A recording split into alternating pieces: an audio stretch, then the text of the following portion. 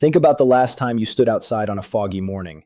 You took a deep breath, felt the cool air fill your lungs, and just went about your day. You didn't think twice about it. Why would you? You trust the air. You trust that whatever else is going wrong in the world, the environment right in front of your face isn't actively weaponized against you. But back in September of 1950, if you were standing on the coast of San Francisco, that deep breath would have changed everything. For 6 straight days, a United States Navy ship stationed just off the coast pointed giant hoses into the sky and sprayed a massive, invisible cloud of live bacteria directly into the city's famous fog. The military wanted to see how a biological weapon would track through a major civilian population, so they used the city as a living laboratory. Over 800,000 innocent citizens breathed it in. Most of them never knew. Look, here's the thing we have to confront right out of the gate. This isn't some late-night internet conspiracy theory. This is real, documented history. It took decades of digging, freedom of information requests, and intense congressional hearings to drag these secrets into the light. And when you look at the sheer scale of what happened over a 50-year period, it forces you to ask a really uncomfortable question. When a government decides that protecting its people requires experimenting on them, where does the line actually exist? To understand how we got here, we have to look at the psychological state of the world right after World War II. The planet was completely fractured. The atomic bomb had just changed the rules of existence forever, and a new, freezing cold war was settling in with the Soviet Union. Fear does strange things to the human mind. When people are terrified of an existential threat, survival instinct completely overrides morality.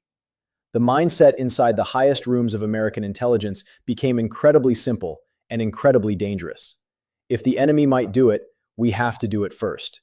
And we have to do it better. That psychological trap led to the creation of a place called Camp Detrick in Maryland, which later became Fort Detrick. On the outside, it looked like just another sterile military base. But on the inside, it was the absolute epicenter of America's highly classified biological warfare division.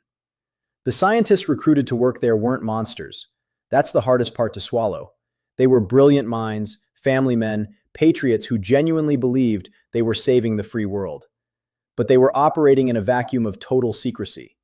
And when you remove public accountability from brilliant minds, the ethical guardrails don't just bend, they completely vanish. They started experimenting with some of the deadliest pathogens known to human history: anthrax, tularemia, brucellosis, and botulinum toxin. The goal wasn't just to understand these diseases, it was to figure out how to mass produce them, stabilize them, and turn them into invisible killers that could wipe out entire cities without firing a single bullet. But a weapon is only useful if you know exactly how it behaves in the real world. You can't just test a biological cloud in a sterile laboratory glass box. Weather patterns change, wind shifts, humidity alters how bacteria travels. To truly understand how to weaponize nature, they needed real-world data. That's how we ended up with operations like Sea Spray in San Francisco. The military used a bacteria called Serratia marcescens because, at the time, they believed it was completely harmless to humans. They just wanted a tracker bacteria that would change color under a microscope so they could see how far it spread. And boy, did it spread. It traveled across the entire city, reaching deep into the suburbs. Nearly every single person in San Francisco inhaled millions of these bacterial spores over those 6 days. But honestly, think about it. Is any foreign substance truly harmless when forced into the lungs of vulnerable people? Shortly after the test, 11 patients at a local hospital developed severe, unprecedented urinary tract infections. It turned out the bacteria wasn't as harmless as the scientists assumed. One man, a retired pipefitter named Edward Nevin, died from the infection. His family didn't find out the truth about why he died until decades later, when the project was finally declassified. And San Francisco was just the beginning. Once the military realized how easy it was to conduct these tests without anyone noticing, the floodgates opened. In the mid-1950s, they turned their attention to the American South. In a project known as Operation Big Itch, they loaded millions of uninfected tropical rat fleas into cluster bombs and dropped them over test sites to see if they could survive the fall and successfully find hosts. Then came Operation Dropkick, where they released hundreds of thousands of female mosquitoes in Georgia to see if they could be used to spread yellow fever. They wanted to know if they could weaponize insects to do the dirty work of war.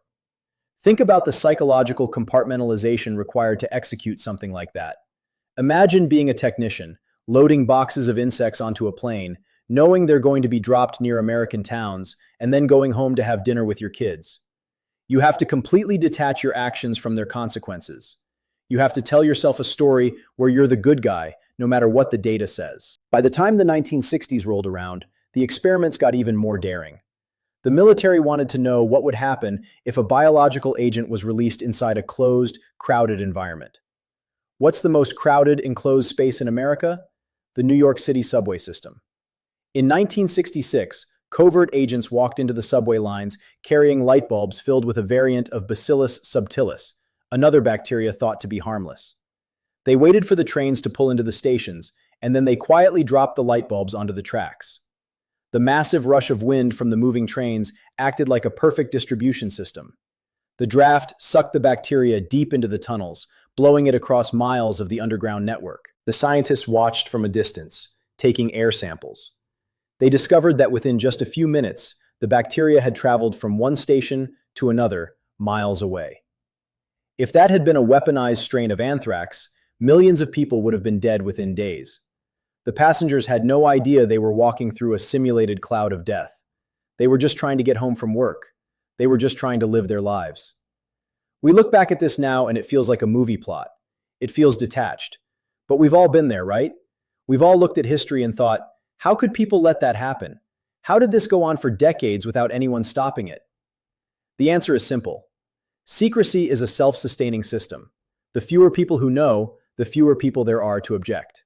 And the people who did know were completely insulated by the belief that everything they did was justified by the grand chess match of the Cold War. But the cracks always start to show eventually. By the late 1960s, the public mood began to shift dramatically. The Vietnam War was tearing the country's trust in institutions to shreds. People were starting to realize that the official narrative didn't always match reality. In 1969, President Richard Nixon made a massive, unexpected announcement.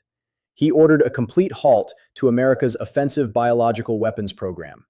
He declared that mankind already possessed more than enough destructive capability, and that biological weapons were simply too unpredictable, too dangerous to the global ecosystem to ever safely control.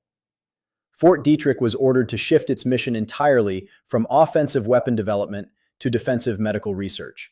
But stopping the program didn't mean the secrets automatically came out. The paperwork remained buried in vaults, locked behind top-secret clearances. It took another several years, until the mid-1970s, for the truth to fully rupture. Following the Watergate scandal, Congress launched a massive investigation known as the Church Committee. Their mission was to look into the dark underbelly of America's intelligence agencies. They started pulling on loose threads, and what they unraveled shocked even the investigators. They discovered hidden stockpiles of toxins that should have been destroyed.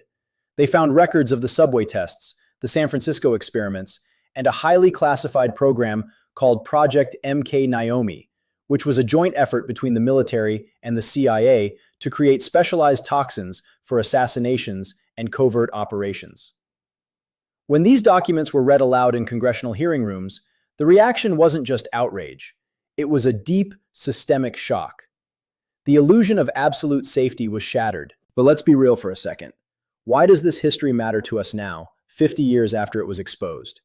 It matters because it reveals a fundamental truth about power and human psychology. It shows us that when fear is high enough, the rules we think protect us become incredibly fragile. The people who designed these programs weren't comic book villains trying to destroy the world. They were humans who became so obsessed with winning a hypothetical war that they lost sight of the very people they were supposed to be defending. It makes you realize that history isn't just a straight line of progress. It's a constant, quiet struggle between what is necessary for survival and what is acceptable to our humanity. The next time you walk outside on a foggy morning, or step onto a crowded train, or feel a sudden breeze in a crowded city, you'll probably just keep walking. You'll trust the air because you have to. We have to trust the world around us just to get through the day.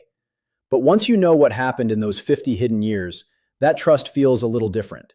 It feels earned, fragile, and incredibly precious. Because the scariest thing about the past isn't just what happened. It's realizing how easy it is for the people in charge to decide that the end justifies the means, while everyone else is just left breathing in the fog.